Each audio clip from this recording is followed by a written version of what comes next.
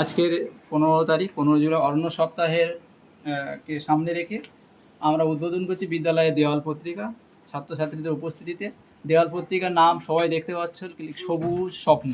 দেওয়াল পত্রিকার নাম কি? সবুজ স্বপ্ন। এখানে আমরা বাচ্চাদের নিজস্ব যে অভিব্যক্তি বা তাদের চিন্তা ভাবনা বই প্রকাশ, মানে তাদের লেখা গল্প রচনা, ছোট গল্প কিংবা দেখা গেল ছড়া, মানে তোমরা যদি নিজেরা কেউ কিছু লিখে থাকো, মানে নিজেদের লেখা কোনো ছড়া, কোনো কবিতা, কোনো গল্প, কোনো ছবি সুন্দর একটা কোনো ছবি, প্রকৃতির ছবি হতে পারে, মানে নিজেরাই করবে। এটা বছরে একবার করে আমরা কিন্তু এই দেওয়াল পত্রিকা প্রকাশিত করব। এবং বিভিন্ন অনুষ্ঠানে এগুলো আমরা সেমিনার যখন করব তখন এগুলো দেখাবো। তোমাদের লেখা এরকম একটা হাতের লেখা হতে পারে, বা আমার কাছে দিলে এটাকে টাইপ করে আমি এই দেওয়াল পত্রিকা মেরে দেবো সকলে দেখার জন্য, যে কোন ক্লাসে। এই যেমন আমরা হনুমান, আমরা দেখাচ্ছি যে হনুমান এবং কাঠবিড়ালি, নীলাদ্রি বাইন 3য় শ্রেণীর ছাত্র, এ হচ্ছে নিজে এই গল্পটা লিখেছে। আমরা এই দেওয়াল পত্রিকা লস্কর 1 নম্বর লস্কর শতদল অবৈতনিক প্রাথমিক বিদ্যালয়ের পক্ষ থেকে প্রতি বছরে কিন্তু একবার করে এই দেওয়াল পত্রিকা কিন্তু আমরা প্রকাশ করব। ঠিক আছে? তোমরা আশা করি এবছর যেমন এইরকম 2-1 জন দিয়েছে, বাকিরা কিন্তু এরপরে আরও স্বতঃস্ফূর্তভাবে কিন্তু সবাই অংশ নেবে, যে যা পড়ো সেটাই লিখবে। আমার লেখা একটা রঙিন বসন্ত বলে একটা কবিতা লিখেছি, আমার এবং নীলাদ্রির, এই দুটো নিয়ে প্রথমত আমরা সবুজের স্বপ্ন ছোট্ট আকারে আমরা উদ্বোধন করলাম। আমি আশা রাখবো অন্যান্য শিক্ষক শিক্ষিকা এবং ছাত্রছাত্রীদের পক্ষ থেকে যে তারা আরও বেশি বেশি করে এই দেওয়াল পত্রিকায় অংশ নেবে বা অংশগ্রহণ করে এই দেওয়াল পত্রিকাকে সার্থক করে এবং এর সাফল্য কামনা করবে আগামী বছরগুলোতে। এইটা আঠা লাগাও একজন। এই নীলাদি, তুমি আঠা লাগাও তোমারটা, এটা মারবো। লাগাও লাগাও, ঝপঝপ করে লাগাও, পেছনে লাগাও, নিচে রাখো, নিচে রেখে আঠাটা লাগাও, নিচে রাখো, নিচে রেখে আঠা লাগাও। আমাদের ছোট্ট স্কুল প্রায় ছোট্ট হবে, আমরা এই দেওয়াল পত্রিকা উদ্বোধন করছি।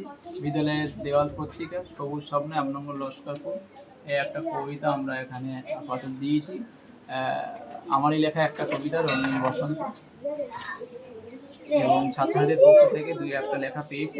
আশা করব পরবর্তীতে কিন্তু আরও বেশি বেশি করে অংশ নেবে। প্রথমে একটু ইতস্তত হচ্ছে ওদের নিজেদের মধ্যে, কিন্তু বিদ্যালয়ের পক্ষ থেকে ভারপ্রাপ্ত প্রধান শিক্ষক পক্ষ থেকে আমি আশা রাখবো যে ওরা আরও সাহসিকতার সঙ্গে এই ছোট্ট ছোট্ট পদক্ষেপের মধ্যে দিয়ে এটা আরও বৃহৎ আকারে পরিণত হবে, একটা ময়ূর হিসেবে পরিণত হবে আগামী বছরে। আজকের এর পথ চলা শুরু হলো 15/7/2026। আজকের এই অরণ্য সপ্তাহের প্রাঙ্গণে একটা সুন্দর নীলাদ্রি তার সেই নিজের লেখাটা সে কিন্তু দেওয়াল পত্রিকায় সে কিন্তু উপস্থাপন করলো এবং সেটাকে সে মারার চেষ্টা করছে।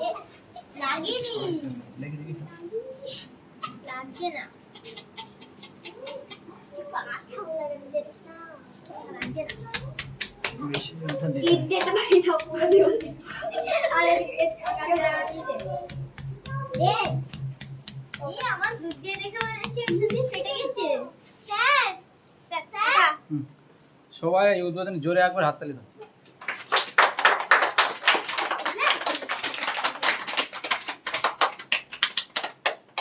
ঠিক আছে, এবারে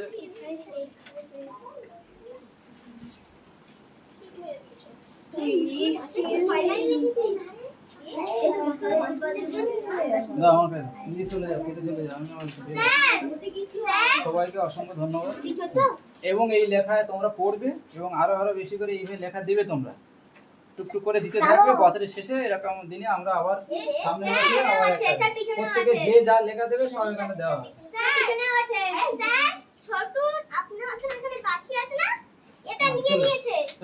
সবাইকে অসংখ্য ধন্যবাদ। যা চলে যাও, চলে যাও, চলে যাও।